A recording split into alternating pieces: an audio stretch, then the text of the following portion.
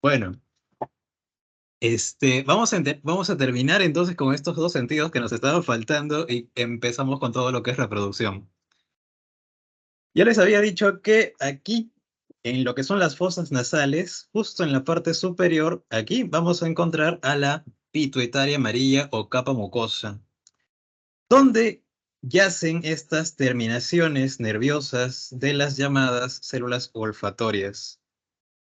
Gracias a que esta capa mucosa es húmeda, tiene mucus, las moléculas volátiles que vienen siendo arrastradas por el aire que respiramos se disuelven y son detectadas por estas células olfatorias que transmiten un impulso nervioso, incluso llegan a atravesar el hueso etmoides del cráneo, y cuando llegan aquí al bulbo olfatorio, o el bulbo o nervio olfatorio, realizan una sinapsis con las neuronas de él, en lo que se llama la capa glomerular. Allí es donde se produce la sinapsis y luego ese impulso será llevado por este nervio, ¿no?, hacia el sistema nervioso central. En esta capa mucosa no solamente encontramos a las células olfatorias, sino también encontramos a células de soporte que están sosteniendo, aportando nutrientes a las células olfatorias. Y también encontramos células basales, que son las que se van a dividir para reemplazar a las células olfatorias que se pueden haber perdido por algún tipo, quizás de infección viral, ¿no? Como suele pasar con ciertas enfermedades respiratorias y como pasaba también con el COVID-19, ¿no? Muchas personas perdían el olfato, lo que era llamada anosmia, ¿no? Es porque estas células eran afectadas también por el virus. También existía lo que era la parosmia. La parosmia era más bien una alteración del olfato, ¿no? Olores que podían resultar agradables después de la infección eran considerados más bien desagradables.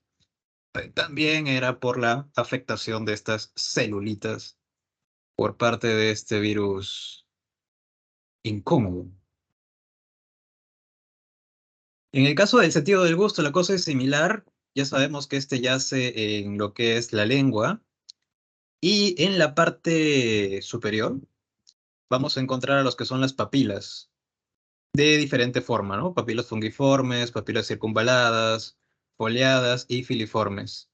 Estas últimas no tienen a las estructuras que nosotros llamamos botones gustativos, más bien si están presentes en las anteriores. Estos botones gustativos yacen en la porción basal de las papilas. Aquí tenemos a una papila, por ejemplo, y aquí, hacia la porción basal, estarían los botones, que se abren al exterior en un poro gustativo y en su interior contienen células gustativas que son las que detectan las moléculas químicas que vienen con el alimento, ¿no? Esas moléculas vienen y entran por el poro gustativo. También aquí en el botón gustativo encontramos células de soporte que están proporcionando nutrientes a las células gustativas y también células basales que van a dividirse para reemplazar a células gustativas que se pueden haber perdido. No, aquí se puede ver de una mejor forma, ¿no? Incluso aquí está el poro gustativo y allí están las terminaciones nerviosas de las células gustativas, listas para detectar las moléculas químicas. Y son esas células gustativas las que generarán el impulso nervioso que luego es transmitido hacia los nervios craneales del par 7, 9 y 10 para dirigirse al sistema nervioso central. Ya sabes que son 5 tipos de sabores lo que pueden detectar tu lengua: el sabor dulce, el sabor salado, el sabor umami, el ácido y el amargo. Cada uno es un indicador de lo que está entrando en tu boca. Ya habíamos hablado un poco de eso. Bien, entonces ahora sí vamos a pasar al capítulo de esta semana, lo que es la reproducción. Eh, ya. Lo que es la reproducción, sabíamos que era una característica de los seres vivos. Básicamente consistía en la generación de descendientes. ¿Cómo se perpetúan los seres vivos a través del tiempo? generando descendientes. Ya que en algún momento los organismos vivos dejan de existir, se mueren, pero deben reproducirse para heredar sus características a sus descendientes. Y desde que apareció la vida en el planeta, pues obviamente debía tener capacidad de reproducirse. El primer mecanismo que utilizó para poder reproducirse es el mecanismo asexual. Más adelante, por evolución, aparece lo que es la reproducción sexual. Estos dos mecanismos, aparte de la antigüedad que tienen otras diferencias. Y la primera es que en la asexual, los descendientes son clones idénticos de los padres, es decir, hay un 100% de igualdad entre el ADN de hijos y progenitores. En el caso del asexual, los hijos no serán clones idénticos de los padres.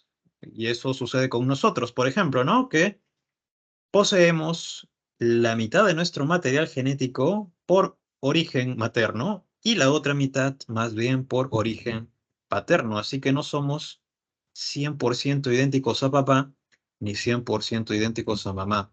Y por eso decimos que hay variabilidad genética. La sexual, la reproducción sexual, aportará variabilidad genética. Otra cosa en la que se diferencian es que solamente en la sexual habrá formación de gametos, lo que en nuestro caso son los espermatozoides y los óvulos. En la asexual no hay formación de gametos. Y generalmente también en la asexual vamos a decir que solamente existe un progenitor, ¿no? Por ejemplo, una bacteria se divide y genera dos bacterias hijas, clones. Pero en la sexual hay dos progenitores, ¿no? Cada uno aporta un gameto, el varón y la mujer, en nuestro caso. Como puede haber un progenitor también, y eso sucede en el caso de los individuos hermafroditas, ¿no? Los que tienen tanto de macho como de hembra. En algunos animales invertebrados, por supuesto,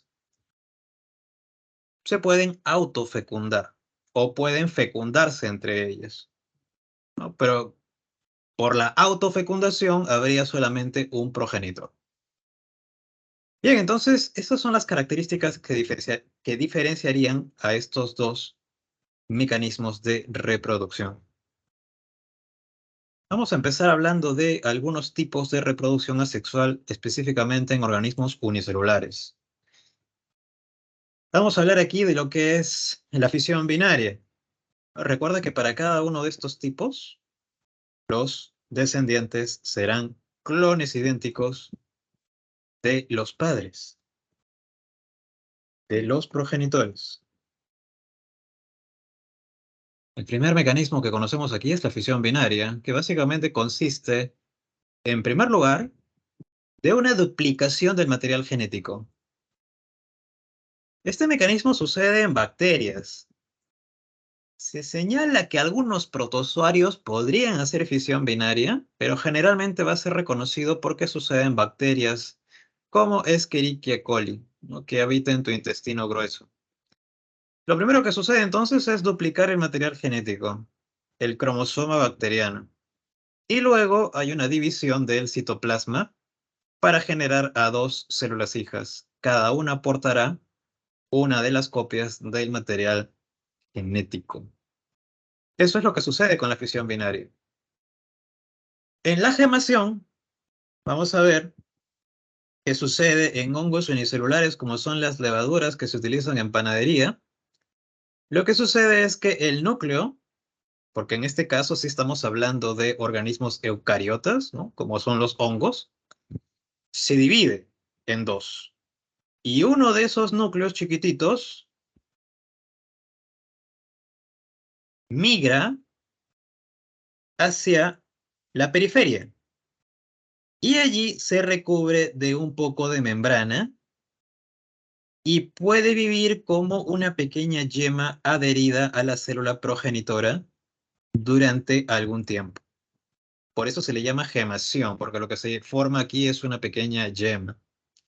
Sin embargo, después de algún tiempo se puede desprender y hacer su vida por su cuenta, separada de la célula progenitora. Eso sucede entonces en levaduras. Y la esporulación básicamente puede pasar en protozoarios parásitos, como lo es el Plasmodium vivax, que te causa la malaria. Se dice que algunas bacterias también pueden hacerlo, pero básicamente lo que sucede en la esporulación es que, por ejemplo, una celulita que tiene su núcleo, ese núcleo va a pasar por una serie de divisiones sucesivas. Si solo hay un núcleo, se divide, se generan dos. Si esos dos se dividen, se generan cuatro, ¿no? Y así sucesivamente hasta tener varios núcleos dentro de esa célula progenitora. Lo que sucede a continuación es que cada uno de esos núcleos ahora empieza a generar su propia membrana.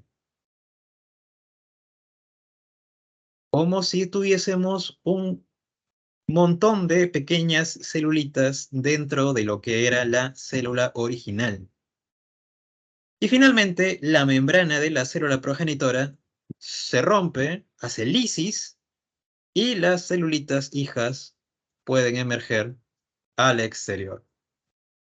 Cada una de ellas será un clon idéntico de la célula progenitora que teníamos inicialmente. Eso es lo que se llama esporulación. Y esto sucede, como hemos visto en cada uno de estos casos, en organismos unicelulares. Ahora, los organismos pluricelulares también harán reproducción asexual. Sí, también lo hacen. Es que generalmente podríamos pensar que los pluricelulares solamente hacen reproducción sexual, ¿no? Porque es un tipo de reproducción más evolucionado. Las plantas, por ejemplo, tienen flores para hacer reproducción sexual. Los hongos tienen mecanismos de reproducción sexual. Los animales también tienen mecanismos de reproducción sexual. ¿Por qué harían reproducción asexual? Lo hacen porque es una manera más rápida de reproducirse. Mientras que para reproducirte sexualmente tienes que llegar a un periodo de madurez sexual, formar gametos, gastar energía para ello. En la reproducción asexual no necesariamente tiene que pasar eso. Así que por eso es una manera más rápida de reproducirse. Y en el caso de las plantas, se habla de lo que es la reproducción vegetativa, en la cual las plantas se van a reproducir a través de tallos especializados. Tú sabes que el tallo es un órgano de las plantas. Y en este caso, hay tallos que van a servir para generar nuevas plantas a partir de una planta progenitora. El primer tipo de tallo especializado son los estolones, que son tallos rastreros que pueden originar yemas desde las cuales se originen un nuevo individuo. Por ejemplo, en la fresa, este tallito que se arrastra por encima del suelo, en un punto puede generar una yema a partir de la cual se genere una planta nueva. Por aquí también tenemos a otra pequeña yema, ¿no? Esas dos serán clones idénticas de esta planta original que existía en un inicio. Estos son estolón. En el caso de los rizomas, estos son tallos subterráneos. No los confundas con raíces. Mira, esto es el rizoma. Y del rizoma recién están saliendo las raíces. Así que no lo confundas. Puede presentar yemas a lo largo del rizoma, de la cual pues emerjan los nuevos individuos. En este caso estamos viendo un rizoma de helecho. También lo puedes encontrar en el jengibre, por ejemplo, en el quión. Eso es lo que es un rizoma. Y un tubérculo es también un tallo subterráneo, pero que acumula demasiadas sustancias de reserva. Sabes que la sustancia de reserva de las plantas es el almidón, como lo podemos ver en la papa, por ejemplo, ¿no? La papa tiene unas pequeñas depresiones desde la cual pueden producirse pequeñas yemitas que generen una nueva plantita. Esto sucede a veces cuando no nos comemos la papa y la dejamos ahí en un lugar oscuro ahí de la cocina.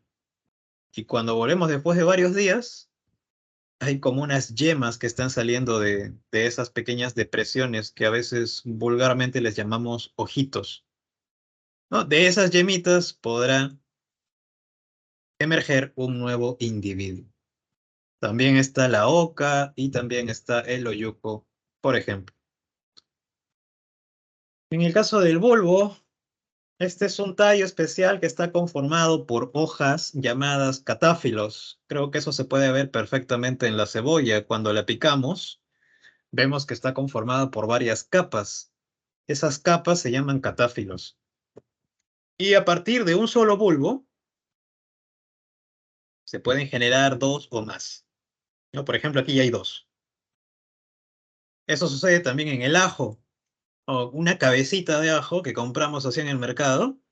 Está compuesto por varios bulbos. Cada uno de esos bulbos es un clon. Todos son genéticamente idénticos. También lo encontramos en plantas ornamentales como el lirio. Bien, y eso es lo que encontramos entonces como tallos especializados de manera natural. Ahora, también hay tallos que se pueden utilizar para reproducir a las plantas, pero de manera artificial. Estos cuatro son de manera natural: estolón, rizoma, bulbo y tubérculo.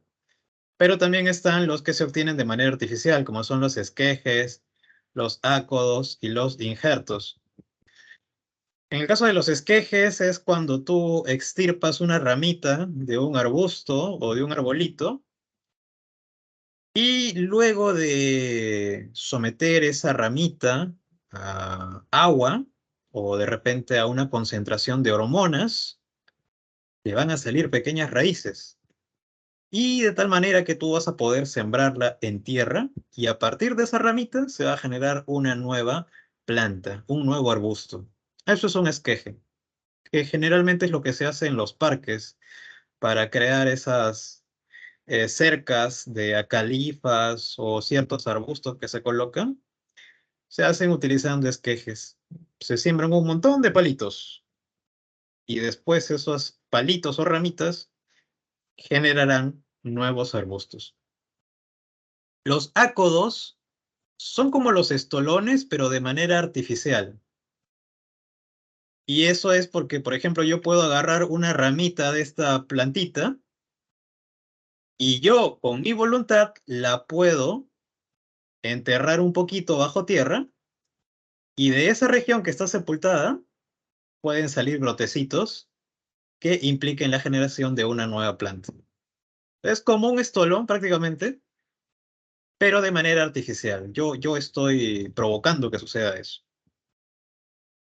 Y el injerto es cuando, como su nombre lo dice, ¿no? Injertamos una rama de una planta en el tallo de otra planta, ¿no? Lo que se suele hacer, por ejemplo, con cítricos.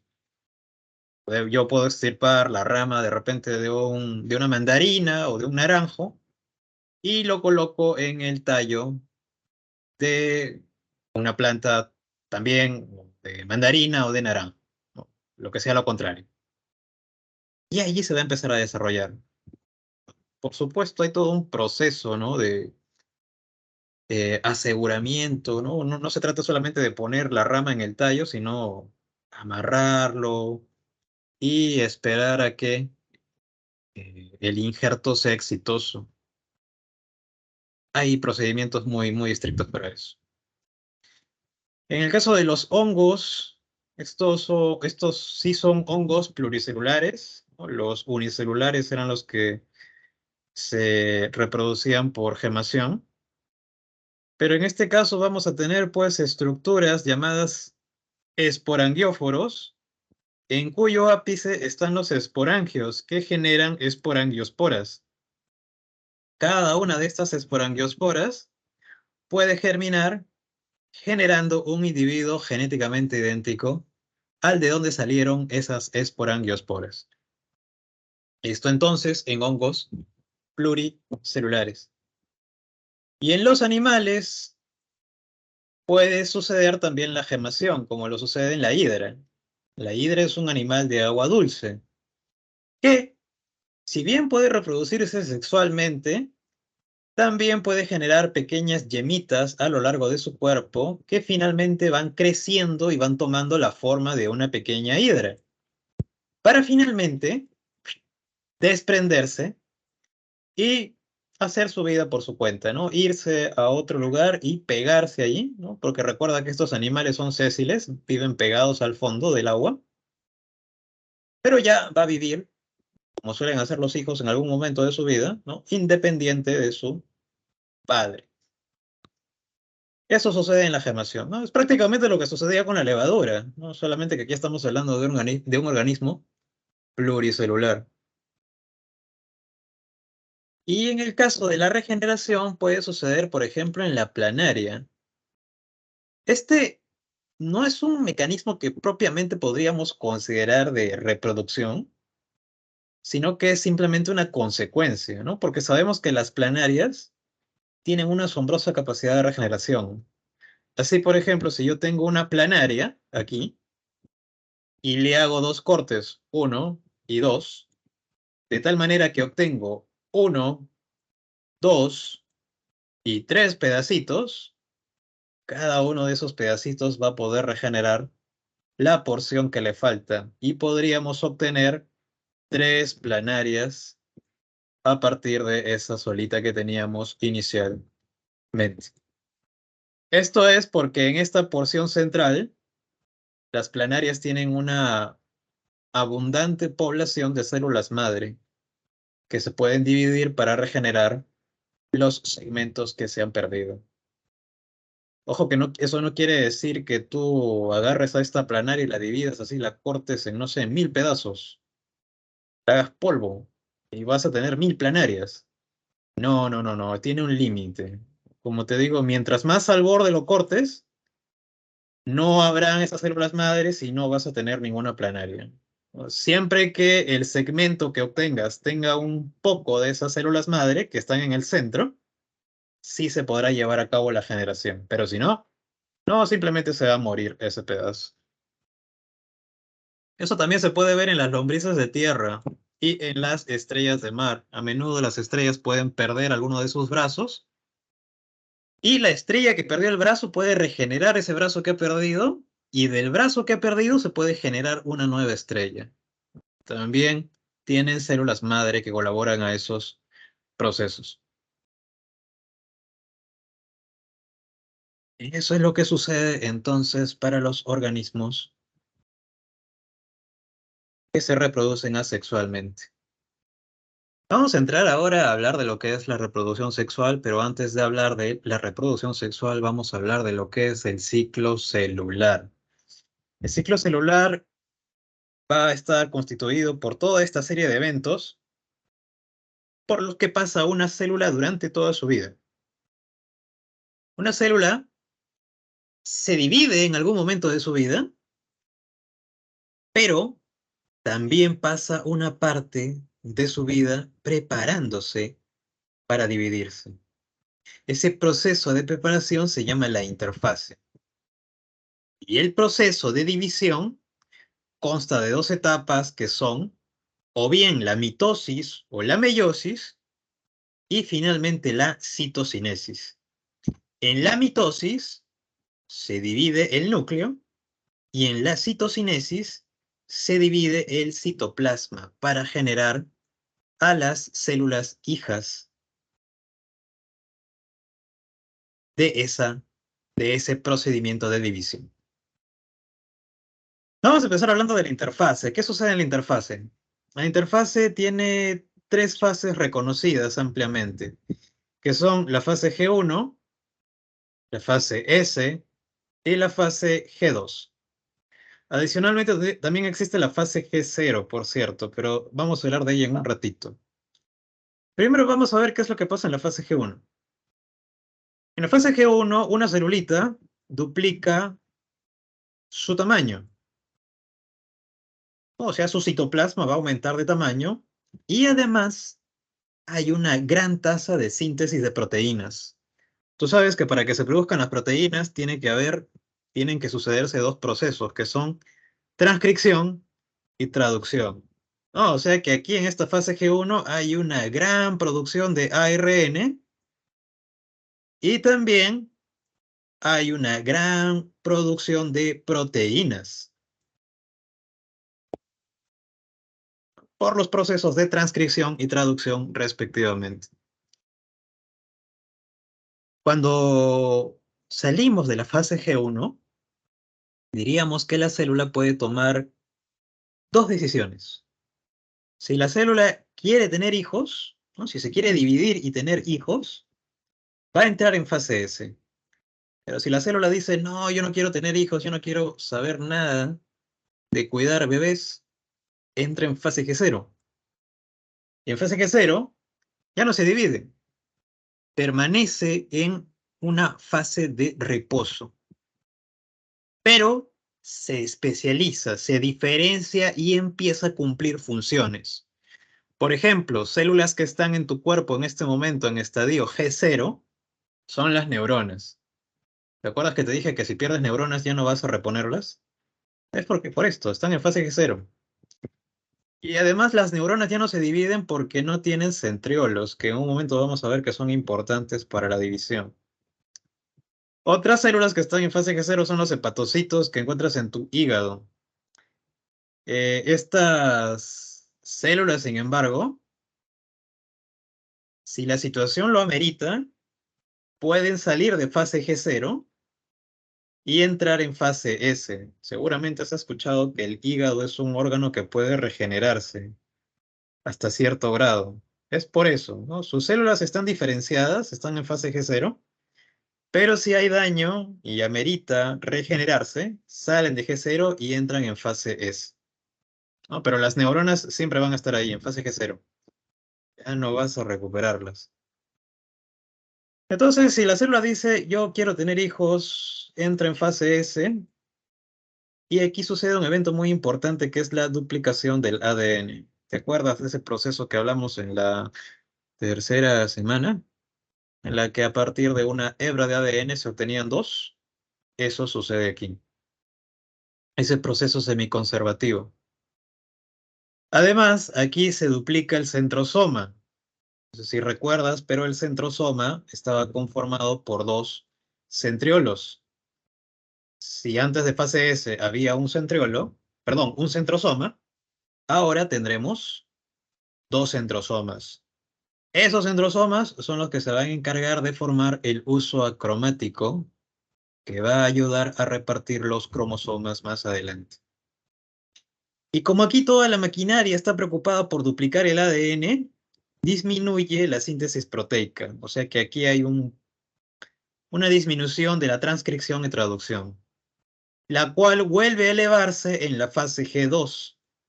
En la fase G2 se reanuda la síntesis proteica, así que aquí nuevamente hay un montón de ARN y también hay una gran tasa de formación de proteínas.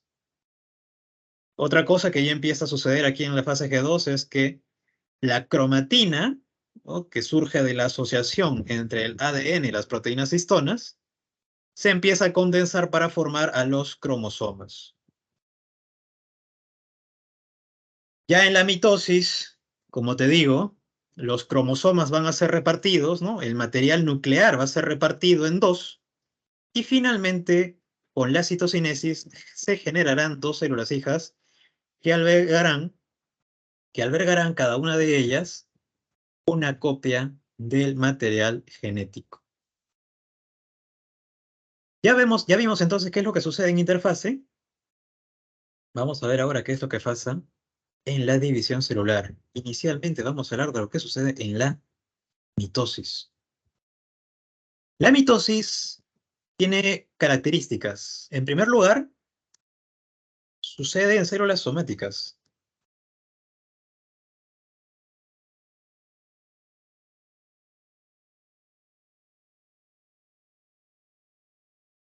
¿Qué son células somáticas? Son las células que están conformando tu cuerpo. Podríamos decir que en nuestro cuerpo hay dos tipos de células: las células germinales y las células somáticas. Las células germinales son las que van a originar a los gametos. Y las células somáticas están conformando nuestro cuerpo. Están diferenciadas. ellas son las que van a originarse por mitosis. Otra característica de la mitosis es que tras este proceso de división se generan dos células hijas y esas dos células hijas mantienen el número cromosómico de la célula progenitora. Se generan dos células hijas y se mantiene el número cromosómico de la célula progenitora, por decirlo así. Si esta célula que está saliendo de interfase para entrar en mitosis tiene una cantidad de cromosomas igual a 40, las dos células hijas que se generen por el proceso de mitosis también tendrán 40 cromosomas.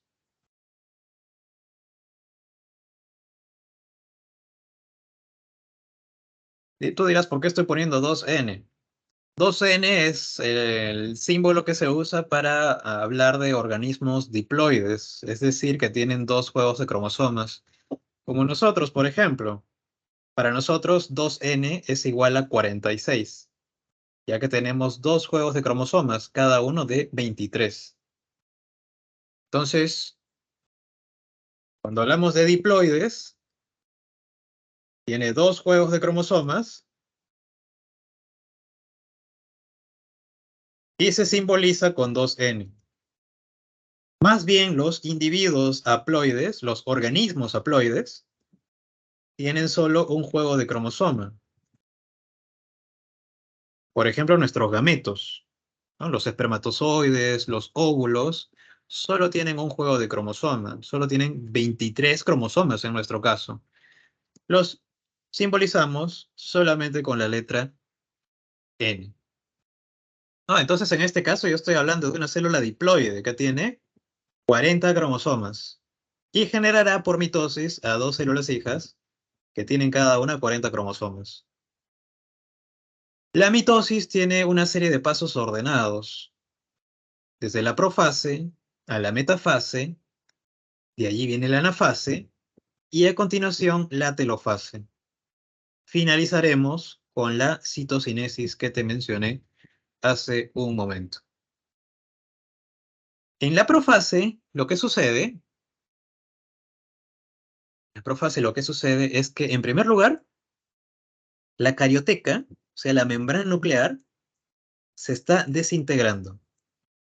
Y los cromosomas, ¿no? que surgen por la condensación de la cromatina, siguen condensándose aún más.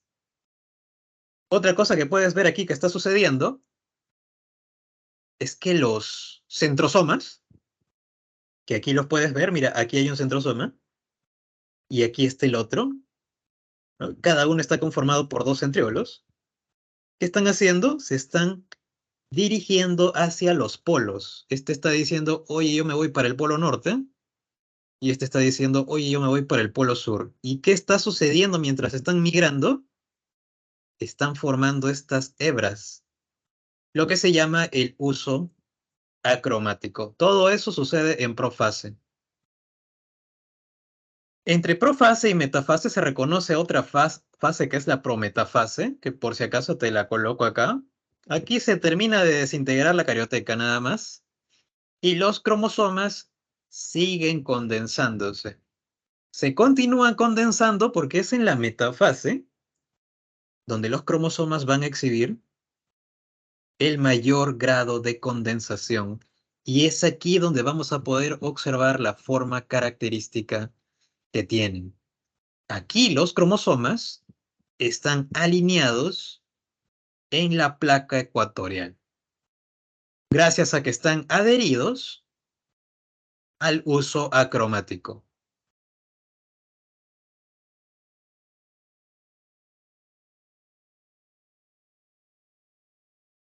Antes de continuar con la anafase, vamos a ver qué características tienen estos cromosomas, como lo podemos ver acá, por ejemplo.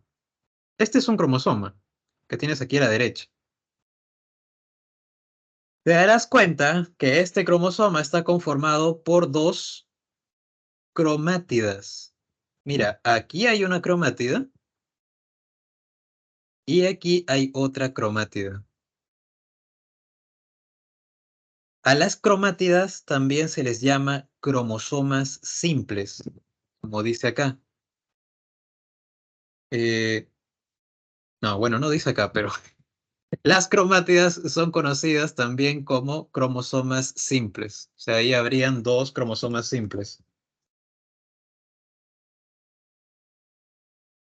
Por lo que también a todo este cuerpo, que yo te dije que se le llama cromosoma, también se le llama cromosoma doble, ¿no? Por eso se le llama simplemente cromosoma doble o cromosoma. Ah, sí, acá estaba.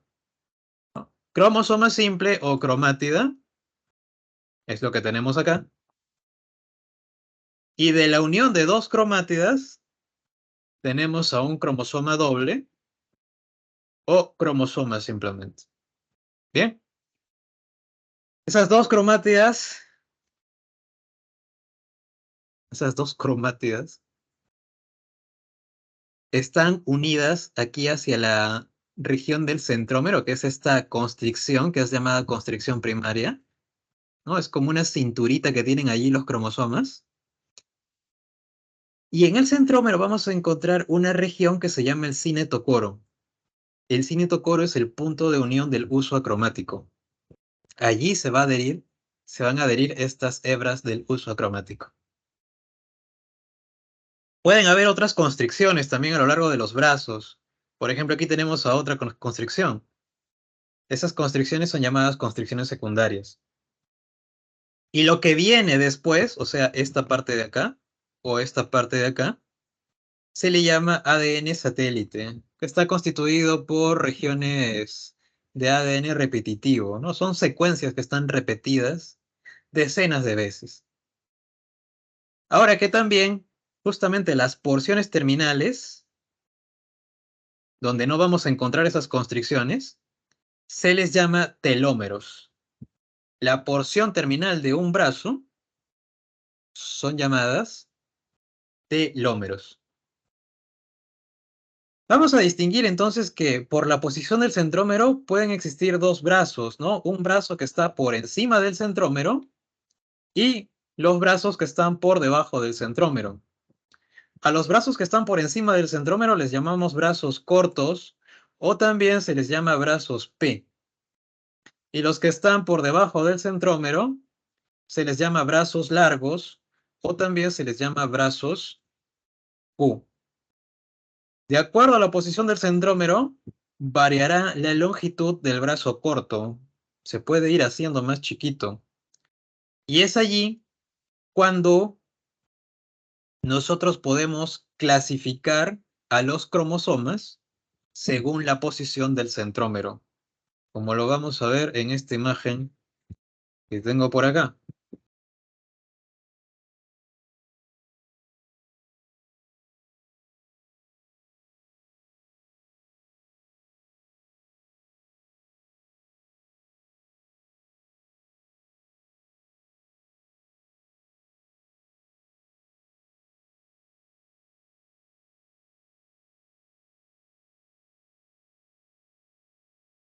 Según la posición del centrómero, podemos clasificar a los cromosomas en cuatro tipos: los cromosomas metacéntricos, los submetacéntricos, los acrocéntricos y los telocéntricos. En el metacéntrico, el centrómero está ubicado en posición central, de tal manera que el brazo P tiene igual longitud que el brazo Q. En el submetacéntrico, el centrómero está en posición un poquito más superior, así que por eso el brazo P será de menor tamaño que el brazo Q. En el acrocéntrico, el centrómero está ubicado en posición aún más superior, así que el brazo P es más chiquito todavía que el brazo Q. Y en el telocéntrico, por algo se llama telocéntrico, porque el centrómero ya está ubicado prácticamente en la región telomérica, en la región terminal. Así que prácticamente aquí ya no existe brazo P, solamente hay brazo Q. Entonces, esos son los cuatro tipos de cromosomas que se reconocen en estas herramientas de citogenética, que son llamados los cariotipos, ¿no? Seguramente has escuchado hablar de los cariotipos, que son representaciones gráficas de la cantidad de cromosomas que existe en una especie determinada. Por ejemplo, en nuestro caso, que somos la especie humana, nuestro cariotipo debería revelar que existen 46 cromosomas. Ni uno más ni uno menos. Si hay uno más o alguno menos, eso ya es una mutación, ¿no? De las cuales vamos a conocer en un par de semanas. Y esos cromosomas pueden tener algunas de estas formas, ¿no? Generalmente en nuestro cariotipo humano vamos a encontrar metacéntricos o submetacéntricos. En algunas otras especies podrás encontrar de los otros tipos de cromosomas. Volvamos ahora a nuestra presentación original.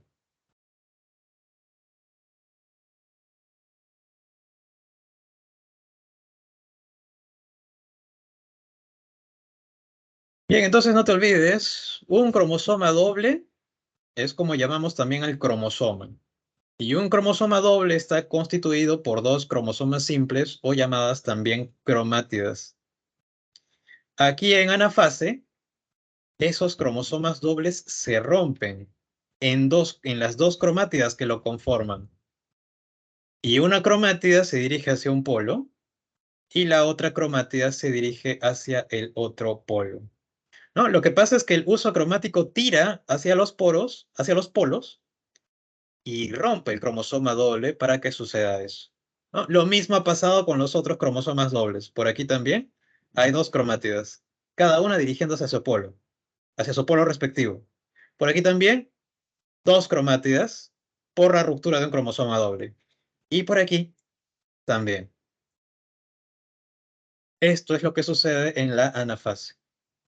Ruptura de cromosomas dobles y migración más bien de cromosomas simples o cromátidas hacia los polos. En la telofase, las cromátidas que ahora están en cada polo se empiezan a descondensar y al descondensarse vuelven a ser cromatina, ¿no? Lo que vamos a tener aquí ahora en cada polo es cromatina. Y a continuación, la carioteca, la membrana nuclear, vuelve a regenerarse para encerrar el material genético. Y después de esto, ¿qué sucede?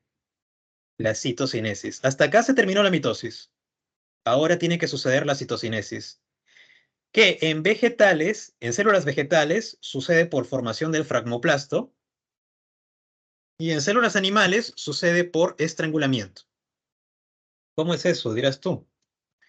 Por ejemplo, imagínate que esta sea una célula animal que está pasando por telofase.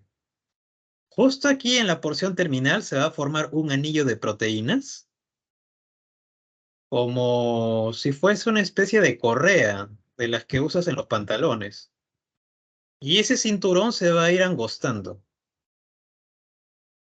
Se va a ir angostando tanto que en un momento, ¡puc!, se separan las dos células hijas, ¿no? Por eso se llama así, por estrangulamiento. Es como si lo estuviéramos ahorcando hasta que se separan las dos células hijas. En las células vegetales sucede por formación del fragmoplasto y es que además en esta región que queda habrá que regenerar la parte de la pared celular que está faltando, ¿no? Y de eso se encarga el fragmoplasto. No, y bueno, y luego de la citocinesis tendremos pues a dos células hijas, cada una con la misma cantidad de cromosomas de la que tenía esta célula que entró en mitosis. Se conserva el número cromosómico. Eso es algo que vamos a ver que no sucede en la meiosis, que es el otro tipo de división. En la meiosis, esta más bien no va a suceder en células somáticas, va a suceder en células germinales. Y recuerda que las células germinales son las que originan a los gametos. O sea, podríamos decir que los gametos se generan por divisiones meióticas. Aquí no hay, no hay solamente un proceso de división. Hay dos procesos de división sucesivas.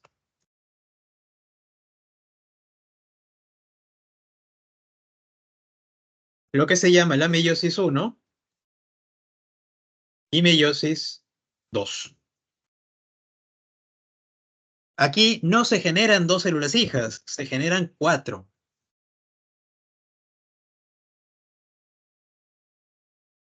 Y cada una de esas cuatro células hijas solamente tiene la mitad del número cromosómico que tenía la célula que entró en meiosis.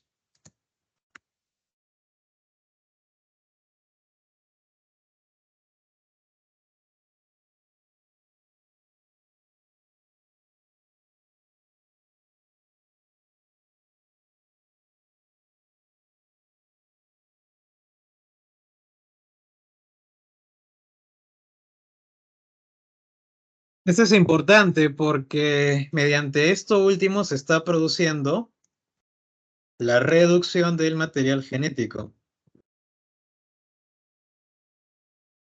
a la mitad. Solamente ponte a pensar. Si tu papá tiene 46 cromosomas y tu mamá también tiene 46 cromosomas, ¿qué pasaría si ellos no hicieran meiosis para formar sus gametos y más bien hiciesen mitosis? Papá generaría espermatozoides con 46 cromosomas y tu mamá generaría óvulos con 46 cromosomas. En la fecundación, esos dos gametos se unirían, formando un individuo que tendría ¿cuántos cromosomas? 92 cromosomas, un mutante, ¿no? Eso no puede pasar. El número cromosómico se tiene que mantener constante en una especie. Entonces, para eso existe la meiosis, para que papá no forme espermatozoides con 46 cromosomas, sino que más bien tengan 23. Y que mamá forme óvulos que también tengan 23 cromosomas. Cuando se unan en la fecundación, generarán un individuo que tendrá la cantidad de cromosomas normal que existe en nuestra especie. Por eso es importante la meiosis. Otra cosa que es importante señalar en la meiosis es que aquí se da la recombinación genética. De eso vamos a hablar en un ratito.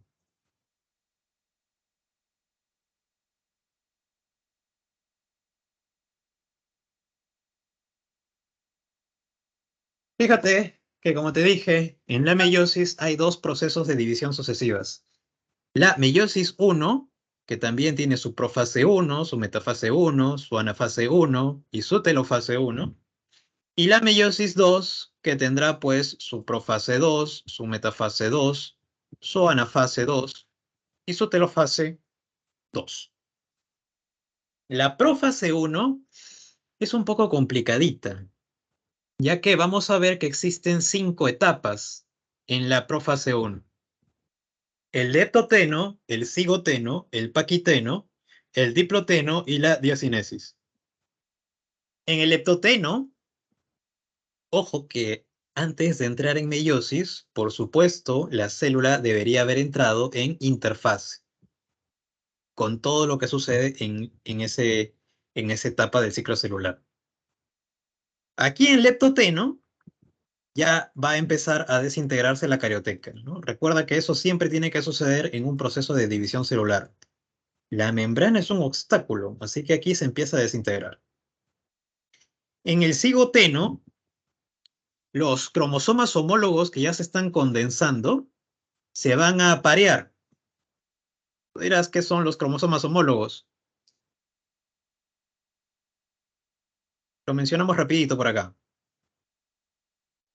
En nuestra especie, como te dije, existen 46 cromosomas. Es decir, existen 23 pares.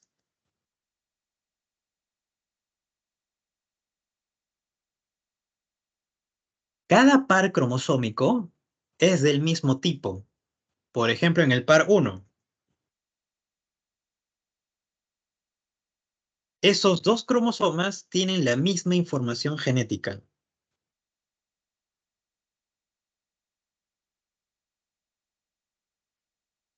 En lo que varían es en el origen, ya que un cromosoma del par 1 será de origen paterno y el otro cromosoma del par 1 también será de origen materno.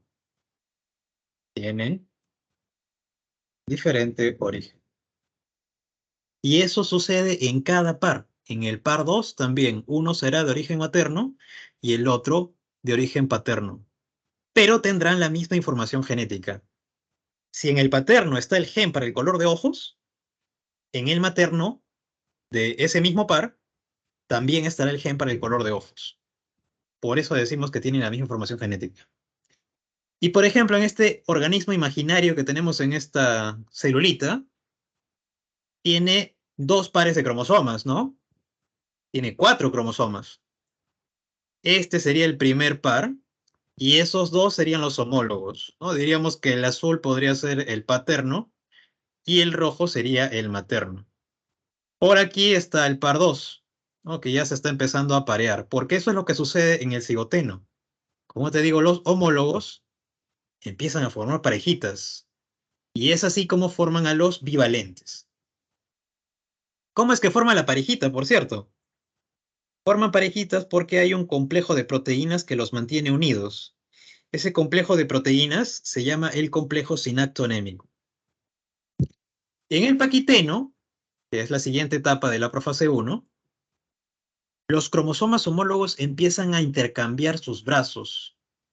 Es aquí donde se habla de lo que se llama la recombinación meiótica o recombinación genética.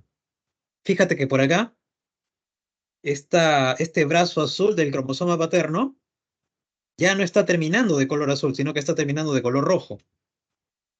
Por aquí también, este cromosoma que era totalmente de color rojo, por aquí ahora está terminando de color azul. Están intercambiando regiones cromosómicas. Eso es lo que se llama recombinación o también se le conoce como crossing over. Y eso sucede aquí en paquiteno. Como aquí el grado de condensación está aún más acentuado, podemos observar perfectamente que cada uno de los cromosomas está compuesto por dos cromátidas. Así que tendríamos en cada una de esas parejitas cuatro cromátidas. Y es por eso que ya no hablamos de bivalentes, sino que aquí pasan a llamarse tétradas. Finalmente, en diploteno, los cromosomas homólogos que ya intercambiaron sus brazos ahora se quieren separar, pero van a quedar unidos todavía por unos puntos que se llaman los quiasmas. Los quiasmas son puntos de unión que existen entre los cromosomas homólogos que ya están empezando a separarse. Y en la diacinesis, ya la membrana nuclear está hecho leña, ya prácticamente ha desaparecido. Y los quiasmas disminuyen en número. ¿Qué significa eso? Que los homólogos ya se están terminando de separar. Y con esto terminaría la profase 1. Vamos a ver ahora qué pasa en la metafase 1. En la metafase 1 se forma una doble placa ecuatorial. En la mitosis solamente había una placa. Aquí hay dos. Si, por ejemplo, esta celulita originalmente hubiese tenido 2n igual a 40,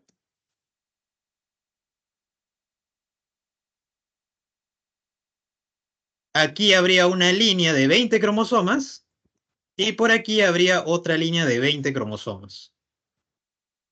Hay una doble placa ecuatorial. ¿Qué pasa en anafase 1?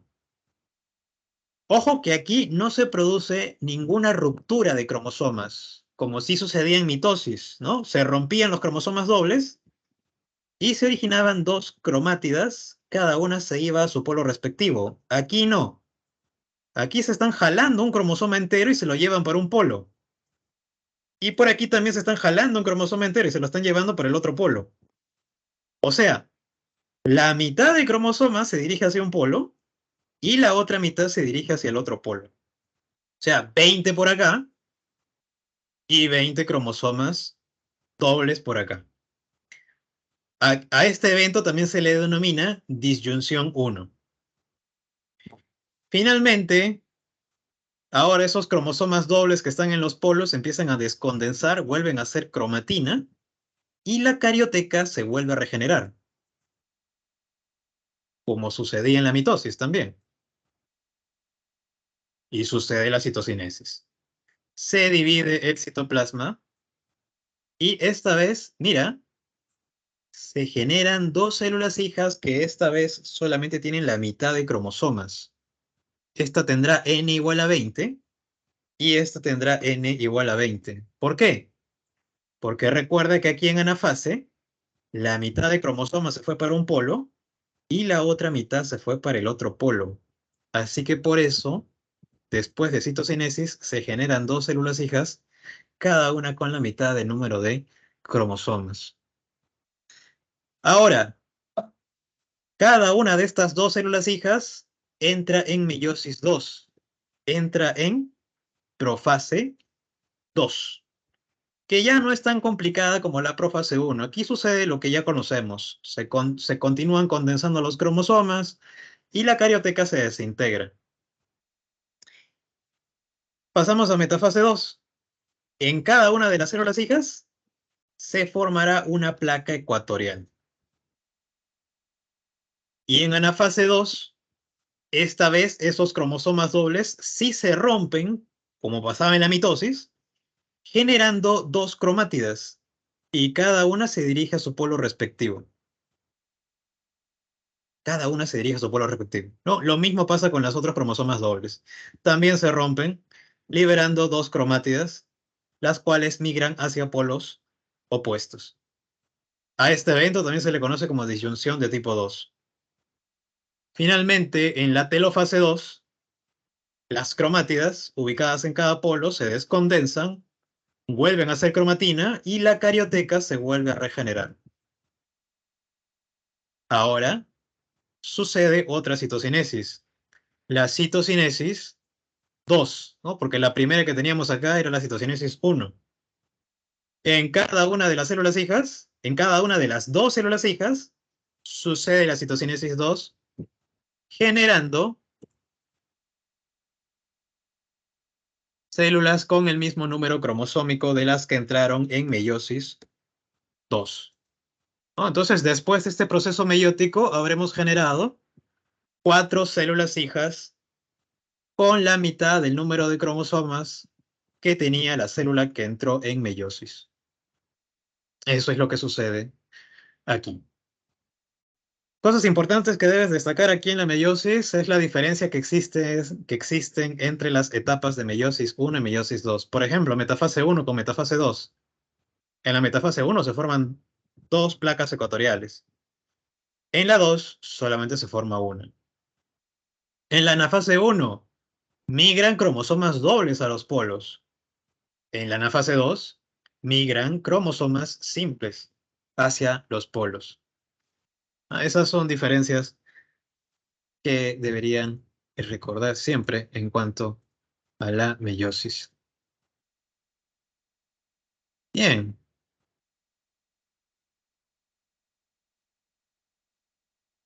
como ves entonces la meiosis sí es un proceso un poco más complicadito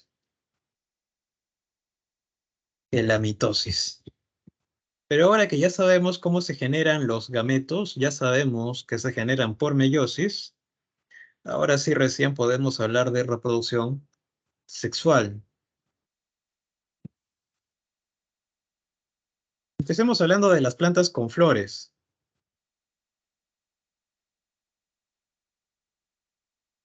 de la reproducción en plantas que tienen flores.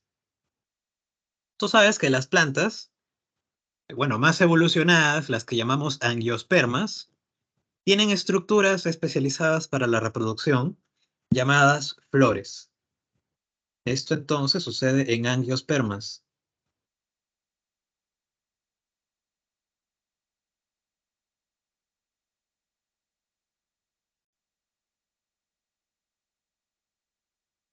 Las flores que presentan las angiospermas, como puede ser, por ejemplo, una rosa, una margarita, por ejemplo, presentan lo que llamamos 4 verticilos florales. ¿Qué es un verticilo?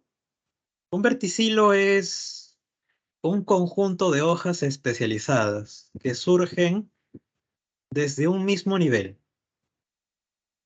¿Cuáles son esos cuatro verticilos? El cáliz, la corola, el androceo y el gineceo. Por ejemplo, en esta flor. Este primer conjunto de hojas menos vistosas de color verde que están en la base de la flor son los sépalos y ellos están conformando lo que es el cáliz. Este segundo conjunto de hojas que son más vistosas, tienen colores vistosos, pueden tener olores agradables también, son los pétalos. Los pétalos están conformando la corola. Estos filamentos en cuyo extremo tienen a lo que llamamos anteras, son los estambres, y en conjunto están formando lo que es el androceo. Y esta estructura de posición central, que puede ser una o pueden ser varias también, pero aquí solamente tenemos una, es el pistilo. El pistilo está representando lo que es el gineceo. Diríamos que el androceo es la parte masculina de la flor y el gineceo más bien es la parte femenina. Esta es una flor hermafrodita porque tiene tanto una porción femenina como porción masculina. Pero también pueden haber flores unisexuales, es decir, flores que solo tengan androceo o flores que solamente tengan gineceo. Vamos a ver entonces cómo es que se reproducen las plantas utilizando estas estructuras que encontramos en las flores. Específicamente lo que sucede en el pistilo, que está aquí muy bien representado. Esta porción inicial que vemos aquí es el estigma. Presenta eh, mucílago, ¿no? Es una región bastante húmeda que colabora pues a que el grano de polen que viene siendo arrastrado por el viento se quede pegado allí. Este cuello, este cuello que vemos por aquí, delgadito, se llama el estilo y llega a este receptáculo que está en la base, que se llama el ovario, ¿no? Todo este receptáculo en la base se llama el ovario. Y ahí en el ovario se encuentra el óvulo. El óvulo es una célula a partir de la cual se generará la célula madre de la megaespora, de la cual vamos a hablar en un momento. Por otro lado, en estos estambres, ¿no?, que están conformados por este filamento y esta antera, es en las anteras donde vamos a encontrar microsporangios, que son los que van a generar a los granos de polen, ¿no?, que van a tratar de ingresar al pistilo de la flor. Este proceso lo vamos a ver un poquito más explicado aquí. Miren, aquí está el estambre. Este es el filamento y esta es la antera. Dentro de esta antera vamos a encontrar sacos polínicos.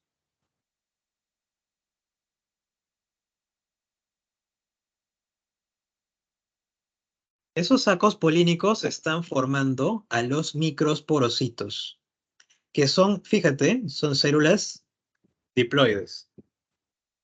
Estos microsporocitos son los que van a entrar en meiosis.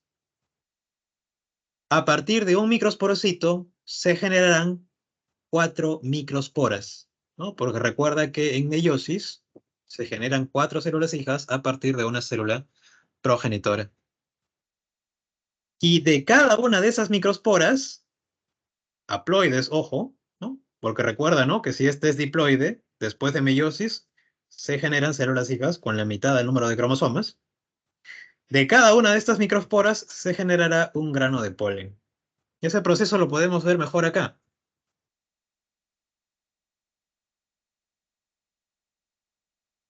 Aquí está el microsporocito, que es diploide. Entre meiosis 1 se generan dos microsporas, cada una con la mitad del número de cromosomas. Pasan por meiosis 2 y se generan cuatro microsporas. Cada una tendrá un número haploide de cromosomas. Ahora, cada una de estas microsporas, por ejemplo esta de acá, pasa por una primera cariocinesis. ¿Qué es cariocinesis? Cariocinesis es división del núcleo. O sea, si esta microspora tiene un pequeño núcleo haploide, ese núcleo haploide se divide en dos y generamos esta celulita de acá, que tiene dos núcleos, el núcleo generativo, que también es haploide, y el núcleo tubular, que también es haploide. Ahora, el núcleo generativo pasa por una segunda cariocinesis. Ojo que aquí debería decir cariocinesis. ¿Y qué pasa? A partir de ese núcleo generativo se generan dos núcleos espermáticos, este de acá y este de acá. Cada uno con carga, con un número haploide de cromosomas. Y el núcleo tubular sí permanece como está. Ese no se divide. Pero recuerda que él también tenía carga haploide. Esta célula que tenemos finalmente es el grano de polen, que tiene dos núcleos espermáticos y un núcleo tubular. Recuerda esto porque en alguna pregunta te pueden colocar de repente, oye, tenemos una planta que tiene 40 cromosomas. Entonces tú al instante piensas que 2n es igual a 40. ¿Cuántos cromosomas tendrá en su grano de polen? Entonces, si tú ya sabes que 2n es igual a 40, n será igual a 20. ¿Y cuántos n hay en el grano de polen? N más n, hay 3n. No, será entonces 3n, será igual a 3 por 20. Creo que será igual a 60. Solamente así. Todo este proceso de formación de los granos de polen es lo que se denomina la microsporogénesis y sucede en las anteras. Vamos a ver qué es lo que pasa ahora con la parte femenina, que es lo que sucede en la megasporogénesis. Yo te dije que en el ovario, ¿no? Esta porción de acá, toda esta porción de acá es el ovario. Allí está el óvulo.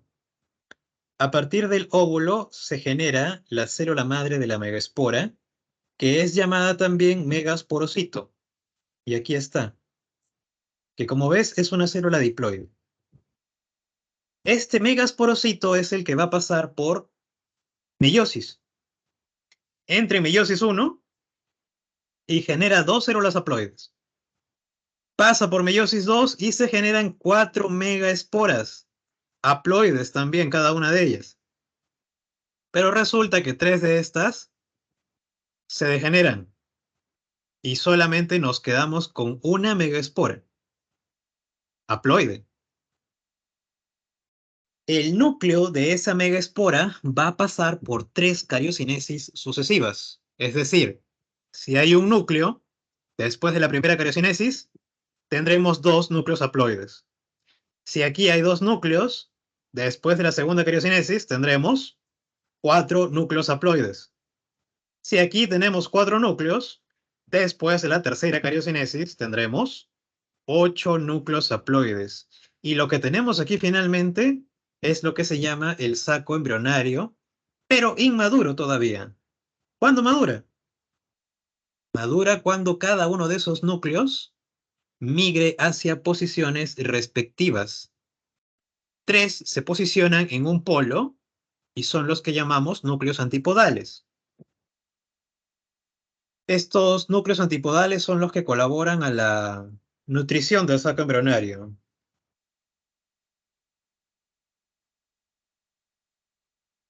Otros dos se posicionan en el otro polo y son los que llamamos núcleos sinérgidos. cada uno es haploide también. Estos colaboran al proceso de fecundación.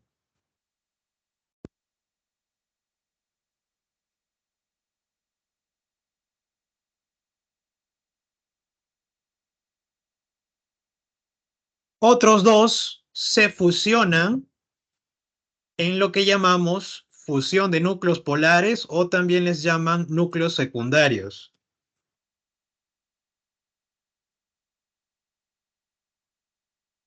Y el único que nos queda es el núcleo del huevo, que también es llamada oósfera.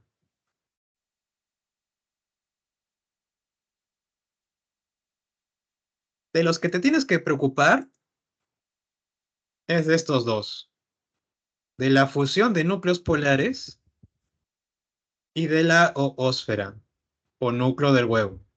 ¿Por qué? Mira lo que pasa durante la fecundación.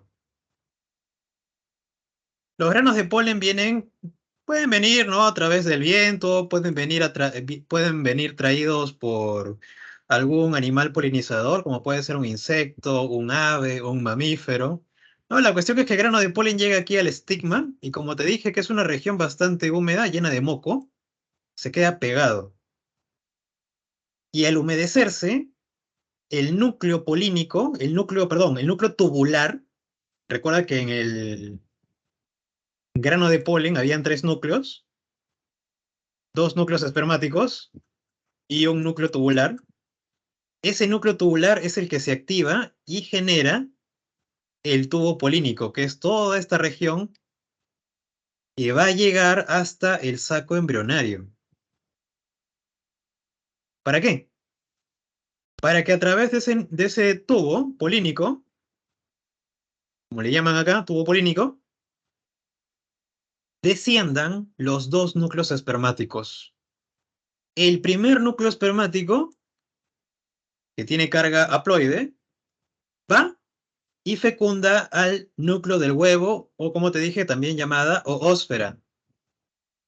Esa primera fecundación generará el embrión de la futura semilla. El segundo núcleo espermático también baja y fecunda a la fusión de núcleos o núcleos secundarios. Esa segunda fecundación generará el endospermo que encontramos también en las semillas. Por eso decimos que en angiospermas sucede la doble fecundación. ¿No? En una semilla, lo que nosotros encontramos, en primer lugar, es una planta en estadio embrionario, una planta bebé. Ella ha surgido por la primera fecundación. N más N da igual a 2N. Ese embrión tendrá carga diploide. Y en una semilla también encuentras a las sustancias de reserva, lo que es el endospermo. Ese endospermo se genera por la segunda fecundación, donde N más 2N dará lugar a 3N. Es decir, el endospermo, más bien, es un tejido triploide. Esos dos elementos son los que tú encuentras en una semilla, ¿no? Cuando germine, esa planta bebé obtendrá nutrientes a partir del endospermo que también está en esa semilla. Y ahora no todo termina ahí, porque una vez que se produjo la doble fecundación, ¿qué sucede? Las paredes del ovario empiezan a reaccionar, se empiezan a hinchar, porque empiezan a acumular azúcares, formando de esta manera lo que es el fruto. ¿Cómo lo podemos observar acá? No, en este durazno. Todo lo que rodea a la semilla se llama pericarpio, que está constituido a su vez por tres capas. La más externa, que sería la cáscara que conocemos nosotros, es el epicarpio. La parte carnosa que solemos comer, ¿no? Por ejemplo, de este durazno, es el mesocarpio. Y el endocarpio puede ser bastante resistente, bastante rígido. quizás puedas pensar que esto de acá es la semilla. No, eso no es la semilla, es el endocarpio. Si tú abres el endocarpio, como se puede ver acá, ¿no? Aquí recién se ha abierto el endocarpio. Adentro, allí estará la semilla, que ha sido producida por el proceso de doble fecundación. Bien, entonces eso es lo que tiene que suceder en las plantitas. A partir de esa semilla se podrá generar un nuevo individuo. ¿Qué pasa ahora en seres humanos? La situación quizás es un poco más compleja. Para hablar de la reproducción de seres humanos, tenemos que hablar de lo que sucede con el aparato reproductor masculino y con el aparato reproductor femenino. Cada uno de estos está constituido por órganos que pueden ser internos, como también hay órganos externos. Empecemos con el aparato reproductor masculino, que es más sencillo. Vamos a encontrar órganos externos, en primer lugar, con lo que es el pene. El pene es el órgano copulador de los varones. Este va a estar presentando los cuerpos cavernosos que puede llenarse de sangre ante la excitación sexual, ¿no? Y de esta manera permiten la erección del pene para que pueda ingresar en el canal de la vagina de la mujer. En su región terminal presenta a lo que es el glande, ¿no? Que es este engrosamiento que presenta abundantes terminaciones nerviosas, ¿no? Las cuales pueden colaborar a la excitación sexual y con ello a la erección del miembro viril. Otro órgano externo son los testículos. Los testículos son muy importantes porque son las gónadas masculinas. Es allí donde se van a formar nuestros gametos, los espermatozoides. Pero hay una característica en cuanto a los testículos. Son externos, ¿no? Están fuera del cuerpo. Están contenidos en una bolsita que se llama el escroto. ¿Por qué? Porque para que los espermatozoides se puedan formar adecuadamente dentro del testículo, deberían estar a una temperatura que sea -2 o -3 grados centígrados que la temperatura que hay en el cuerpo. O sea que si nuestra temperatura es 37, allí habrán pues 35 o 34. Hay personas que tienen una condición que se llama criptorquidia. Bueno, no, hay bebés que nacen así. Es cuando los testículos se quedan retenidos aquí dentro del cuerpo. No son expulsados por algún problema durante el desarrollo.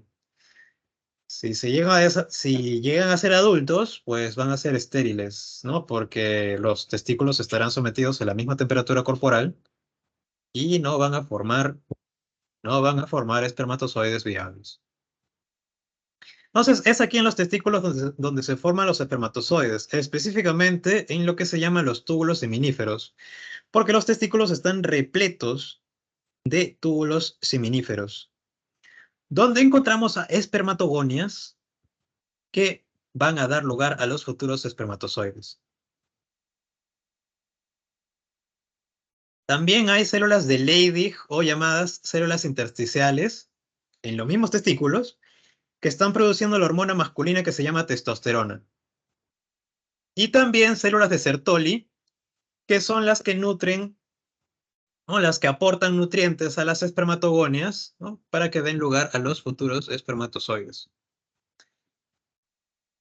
Durante la excitación sexual, los espermatozoides que son producidos aquí en el testículo deberían salir expulsados, ¿no? A través del semen hacia el exterior.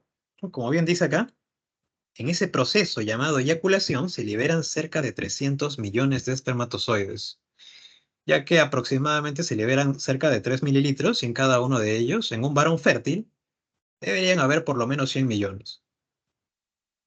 Pero no es tan simple. Una vez que los espermatozoides son formados aquí en el testículo, tienen que dirigirse hacia esta red tubular que es el epidídimo, que está encima del testículo. ¿Y qué se lleva a cabo en el epidídimo? la capacitación de los espermatozoides. Recuerda que los espermatozoides están constituidos por 3 regiones. La cabeza, donde se encuentra el material genético, el cuello, que está repleto de mitocondrias que forman la energía, para que este espermatozoide pueda moverse, moviendo la tercera parte de su cuerpo, que es el flagelo. Esta capacidad de mover el flagelo la adquieren en el epidídimo. Por eso decimos que aquí ellos se capacitan. Ahora, los espermatozoides deben dirigirse hacia los conductos deferentes. Sale uno de cada testículo. Y se encuentran con las vesículas seminales. Las vesículas seminales son glándulas que forman fructosa y también prostaglandinas. La fructosa es importante porque va a ser el carbohidrato que necesitan los espermatozoides para formar la energía que necesitan para moverse. Entonces, de la unión de estos conductos deferentes con las vesículas seminales, se forman los conductos eyaculadores, que a través de la próstata llegan a lo que es la uretra. Sí, la que sale de la vejiga, ¿no? Atravesando la próstata llegan a la uretra. Y la próstata también cumple una función. Esta próstata, que a menudo causa problemas en los varones de avanzada edad, es la que produce ácido cítrico y fosfatasa ácida, que cumple cierta función protectora. Va a proteger a los espermatozoides de ciertas infecciones que puedan afectarlos.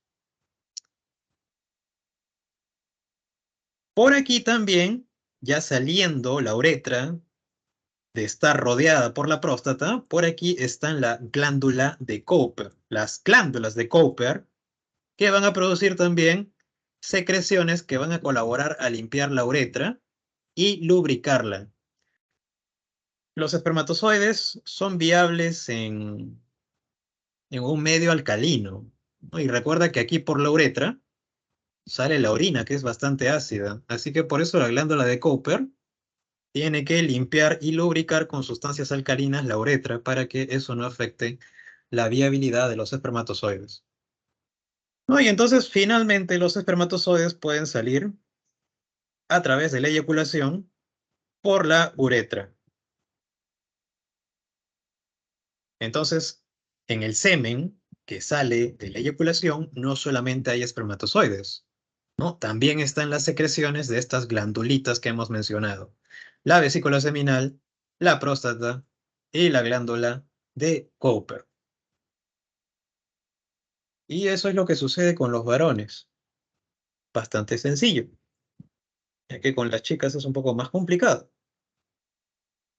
En las chicas también hay órganos externos y órganos internos.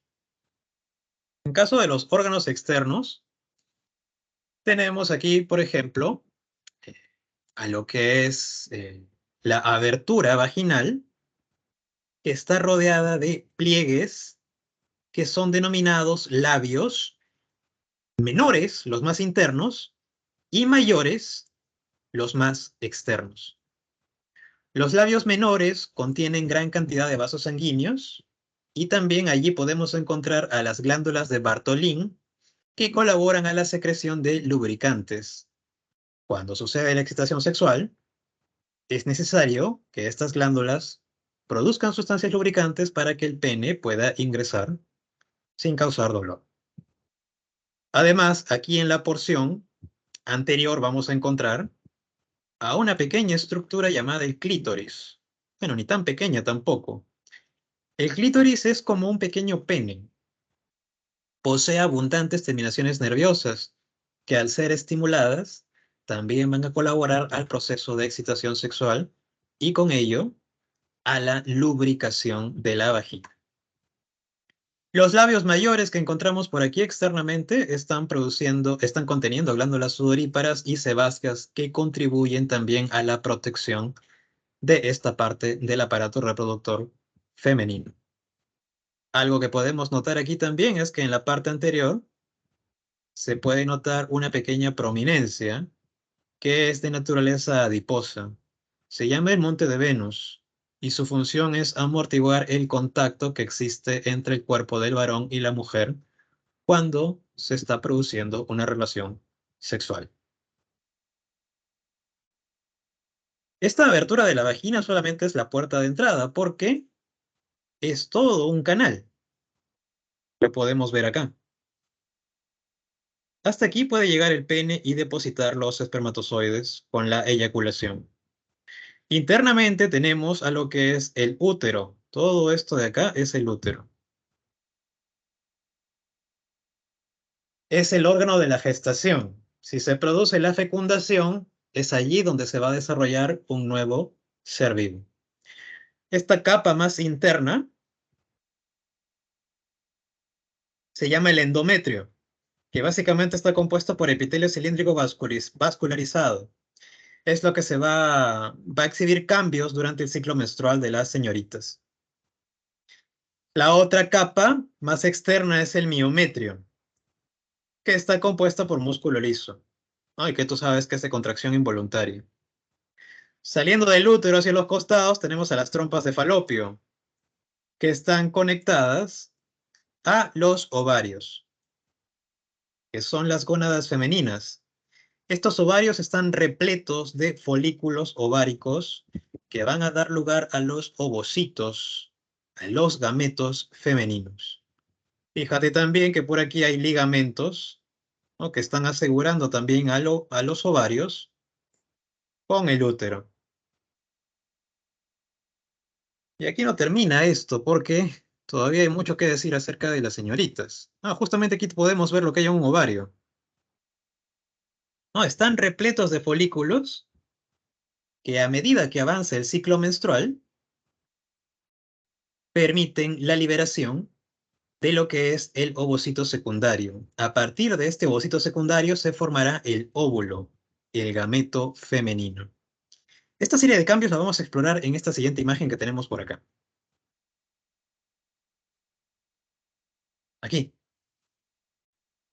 El ciclo menstrual es toda esa serie de cambios que suceden en el aparato reproductor femenino durante alrededor de 28 días, que es lo que se considera un ciclo normal, un ciclo regular, mejor dicho. Todo este ciclo está regulado por la presencia de hormonas que o bien son producidas por la hipófisis, o llamada también pituitaria, y también por hormonas que son producidas en el mismo ovario.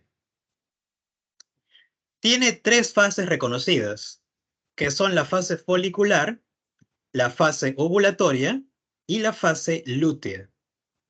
En la primera fase folicular, uno de los folículos que está en el ovario, bueno, en realidad hay dos ovarios, ¿no? Pero solamente en uno de ellos empieza a madurar un folículo. Esto sucede por la actividad de la hormona folículo estimulante, ¿no? Que estaba colaborando a la maduración de los folículos. ¿No? Y empieza a madurar el folículo y alrededor del día 14 llegamos a la etapa ovulatoria, donde gracias a un pico de hormona luteinizante se produce la liberación del ovocito secundario. Este ovocito secundario es el que va a esperar al espermatozoide en la primera región, en la primera porción de la trompa de falopio. A esperar a que lo fecunde. Pero si no sucede fecundación, una vez que se ha liberado ese ovocito, se forma el cuerpo lúteo a partir del folículo. Y este cuerpo lúteo colabora, porque mira, algo que ha sucedido acá también, es que justo aquí en la fase folicular, justo casi en la etapa terminal de la fase folicular, hay una gran producción de estrógeno por parte de los ovarios. ¿Y eso qué causa? Que el endometrio, esa capa interna, empieza a engrosarse y se empieza a llenar de vasos sanguíneos. Una vez que se ha liberado el ovocito, se forma el cuerpo lúteo y este cuerpo lúteo forma progesterona, que colabora a mantener grueso ese endometrio. ¿Para qué? Para que si sucede la fecundación, el nuevo ser vivo pueda anidar aquí y continuar su desarrollo.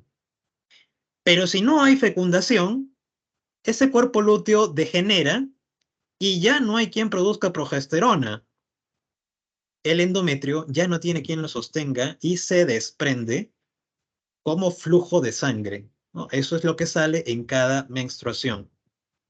Es el endometrio, que es un indicador, pues, de que no hubo fecundación. Pero, ¿qué pasa si hay fecundación? Si hay fecundación, el nuevo ser vivo puede anidar en el endometrio y durante la primera etapa de su desarrollo va a formar una membrana que se llama el corión. Ese corión va a formar una hormona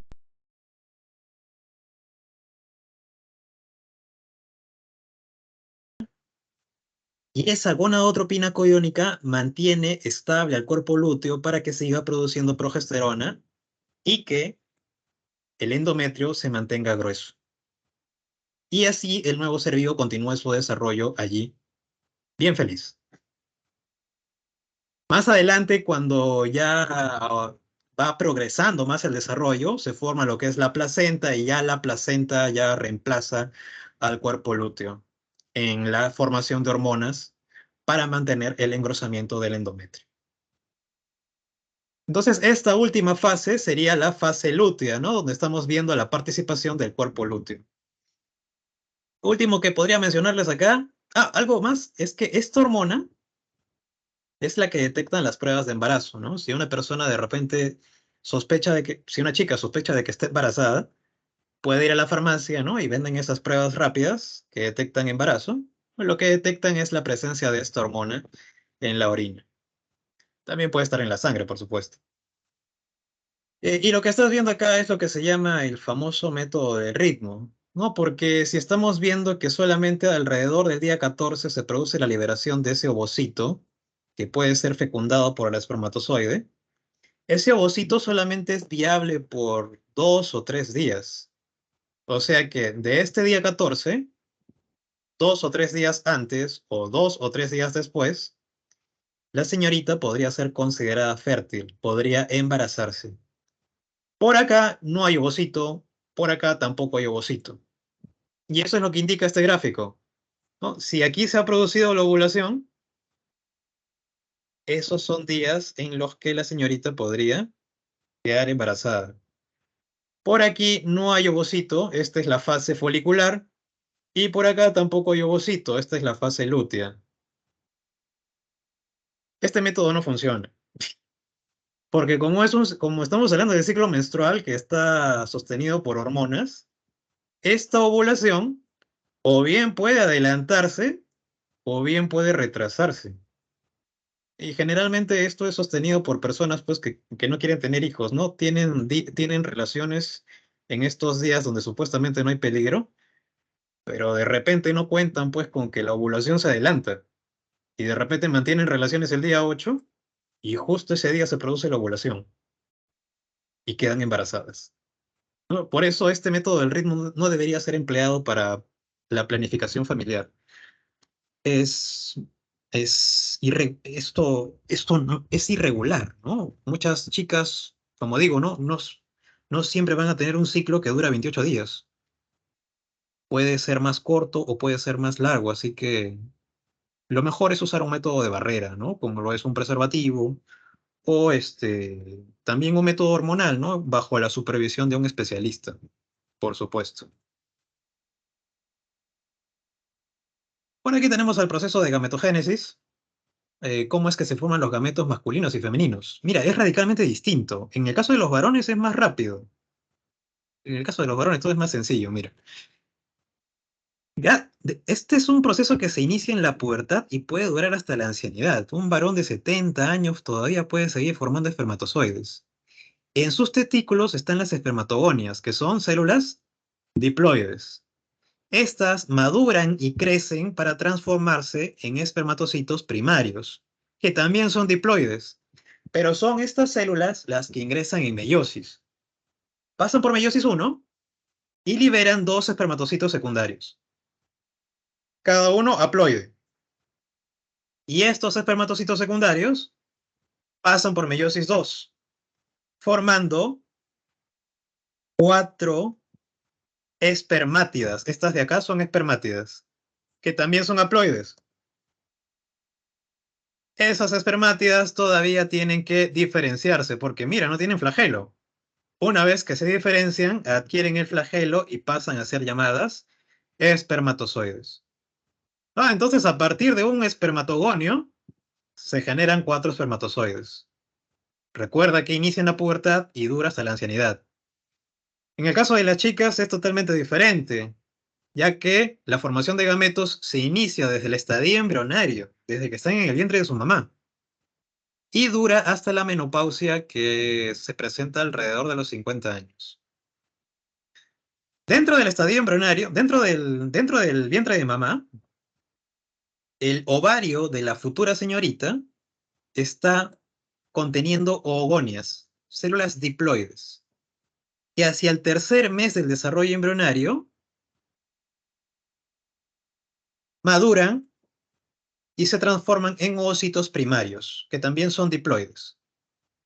Estos oocitos primarios entran en meiosis, pero solamente alcanzan la etapa de diploteno, de la profase 1, y allí se quedan detenidos.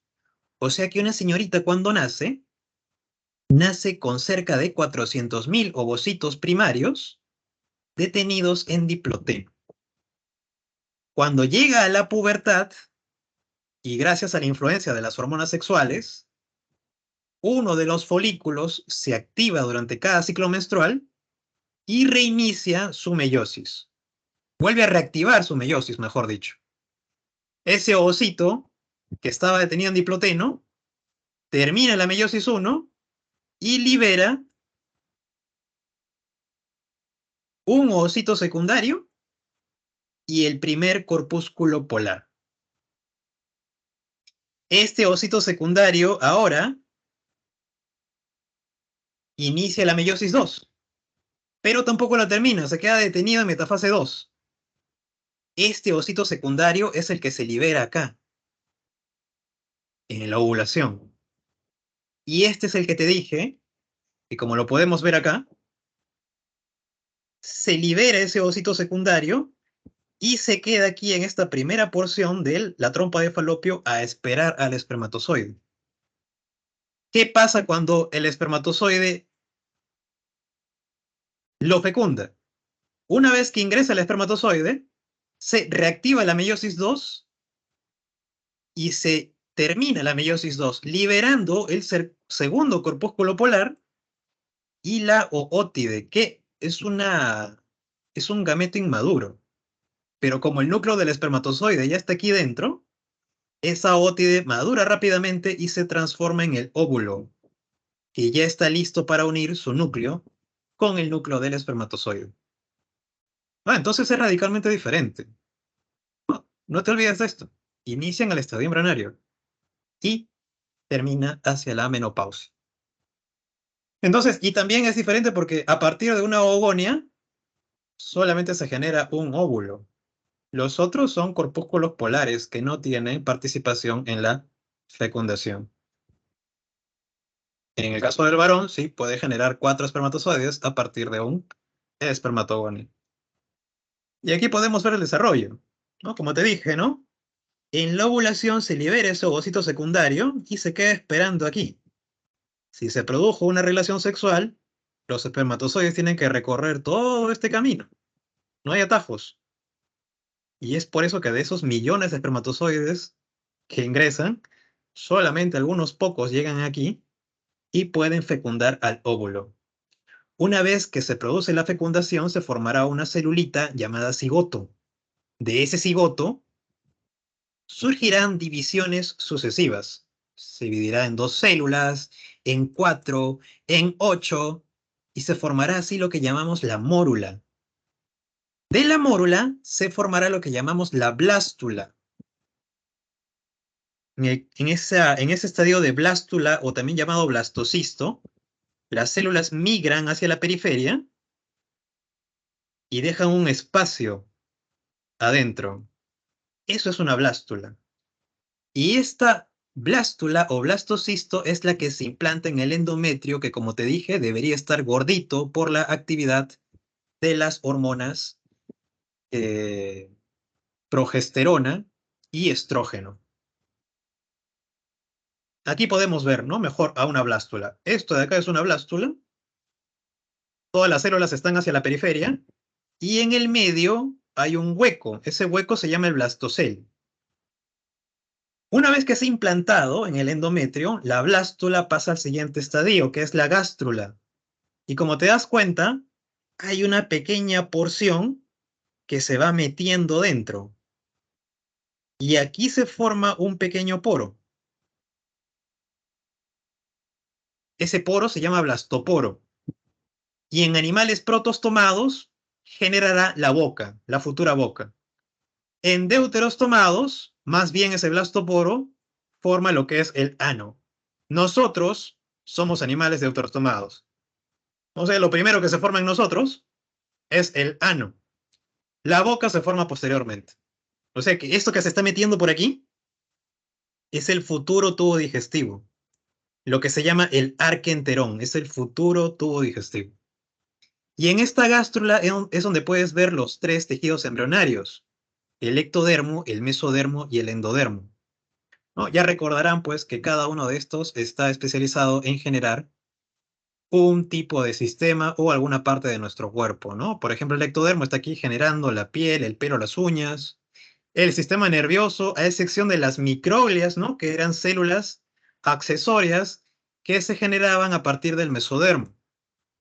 Los órganos de los sentidos también se generan a partir del ectodermo.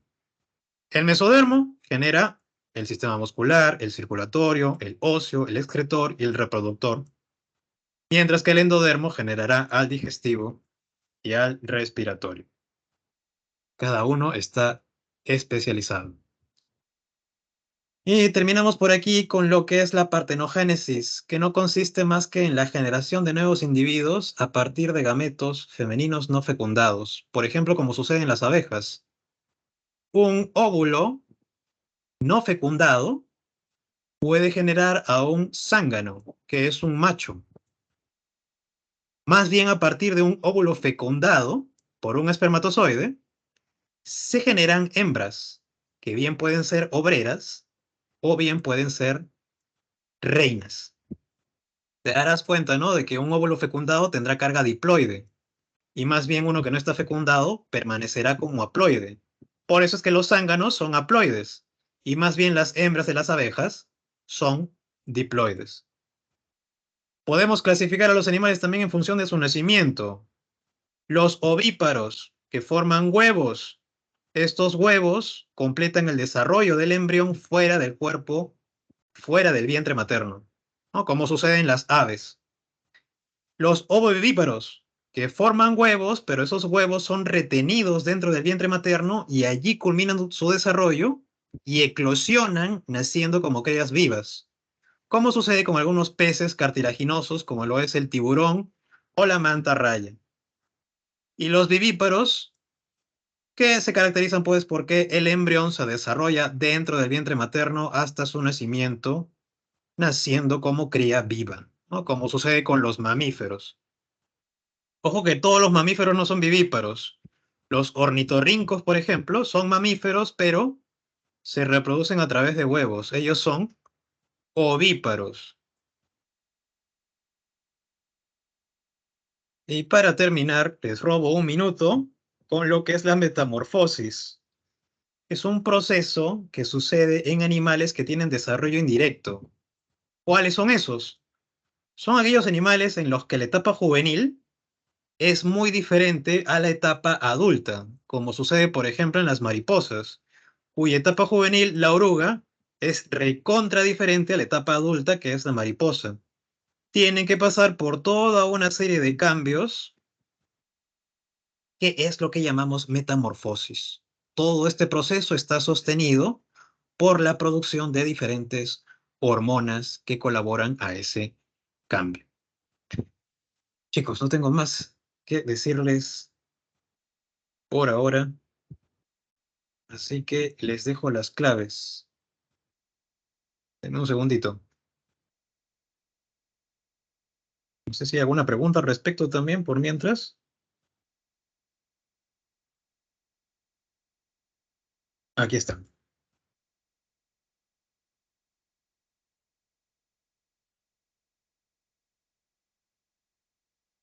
Bueno, chicos, muchas gracias por su atención. Tengan una bonita semana.